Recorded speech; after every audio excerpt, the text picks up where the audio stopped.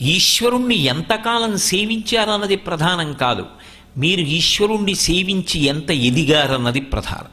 అందుకే ఎంత ఎదిగారో చూడడానికి ఈశ్వరుడు ఒక్కొక్కసారి పరీక్ష పెడతాడు. ఆ పరీక్ష యందు నిలబడగలిగాడు అనుకోండి, వాడు ఆర్ద్రమవుతున్నాడు, మెత్తపడుతున్నాడని గుర్తు. భక్తి భక్తుణ్ణి ఏం చేస్తుందంటే భగవంతుని యందు ఐక్యమైపోయేటట్టుగా చేస్తుంది.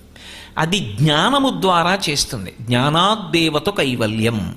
ఆ జ్ఞానము కలిగిన నాడు భగవంతుని యొక్క అనుగ్రహము చేత భగవత్ సంబంధమైన జ్ఞానము కలుగుతుంది.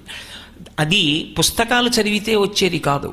ఉపాసనయందు నిలబడగా నిలబడగా నిలబడగా ఈశ్వరుణ్ణి సేవించగా సేవించగా సేవించగా ఆయన అనుగ్రహం కలుగుతుంది.